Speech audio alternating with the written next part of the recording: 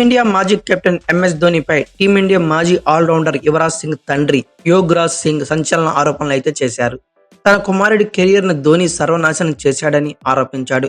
మరో 4-5 ఏళ్లు క్రికెట్ ఆడే సత్తా ఉన్నప్పటికీ కేవలం ధోని వల్లే తన కుమారుడు యువరాజ్ సింగ్ ఆటకు గుడ్ బై చెప్పాడని పేర్కొన్నాడు. తాను ధోనిని ఎప్పటికీ క్షమించబోనని వ్యాఖ్యానించాడు. ఇటీవల ఓ ఇంటర్వ్యూలో మాట్లాడుతూ ఈ ఆరోపణలు చేశాడు యోగరాజ్ సింగ్. టీమిండియా మాజీ కెప్టెన్, భారత్కు టీ20 ప్రపంచ కప్, అలాగే వన్డే ప్రపంచ కప్ 2011 ఛాంపియన్స్ ట్రోఫీ అందించిన కెప్టెన్ కూల్ మహేంద్ర సింగ్ ధోనిపై యువరాజ్ సింగ్ తండ్రి యోగరాజ్ సింగ్ తీవ్ర ఆరోపణలు అయితే చేశారు. మహేంద్ర సింగ్ ధోని యువరాజ్ సింగ్ జీవితాన్ని నాశనం చేశాడని ఆరోపించారు. తన కుమారుడికి ద్రోహం చేసిన ధోనిని తాను ఎప్పటికీ క్షమించబోనని యోగరాజ్ సింగ్ పేర్కొన్నారు. ఓ ఇంటర్వ్యూలో మాట్లాడుతూ యోగరాజ్ సింగ్ ఈ వ్యాఖ్యలు అయితే చేశారు. టీమిండియా మాజీ కెప్టెన్ మహేంద్ర సింగ్ ధోనిని నేను ఎప్పటికీ క్షమించను. అతడు తనను తాను అద్దంలో చూసుకొని మాట్లాడాలి. ఎంఎస్ ధోని ఎంతో ఫేమస్ క్రికెటర్, కానీ అతను నా కుమారుడు యువరాజ్ సింగ్ చేసిన అన్యాయం మాత్రం క్షమించరానిది. అతడు ఏం చేశాడో ప్రతిదీ ఇప్పుడు వెలుగులోకి వస్తుందని యోగరాజ్ సింగ్ పేర్కొన్నారు. నా కుమారుడు ఇంకా 4-5 ఏళ్లు క్రికెట్ ఆడేవాడు.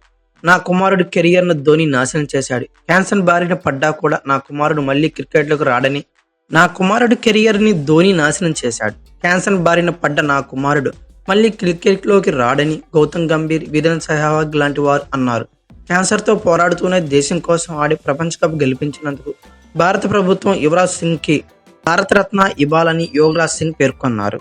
టీమిండియా 2007లో టీ20 ప్రపంచ కప్, 2011లో ప్రపంచ కప్ గెలవడంలో ఆల్రౌండర్ యువరాజ్ సింగ్ కీలక పాత్ర పోషించాడు. కానీ అతడి ప్రతిభ తగ్గ గుర్తింపు అయితే మాత్రం దక్కలేదనేది అభిప్రాయాన్ని పలువురు మాజీలు సైతం వ్యక్తం చేస్తుంటారు.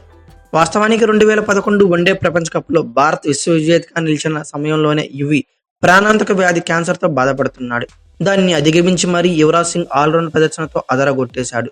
టీమిండియాకు టైటిల్ దక్కడంలో కీ రోల్ ప్లే చేశాడు. 2011 ప్రపంచ కప్ టోర్నీ తర్వాత మెరుగైన చికిత్స తీసుకుని క్యాన్సర్ నుంచి కోలుకున్న యువరాజ్ సింగ్ తిరిగి టీమిండియాలోకి అడుగుపెట్టాడు. 2017 వరకు కూడా భారత్ జట్టు తరపున ఆడాడు.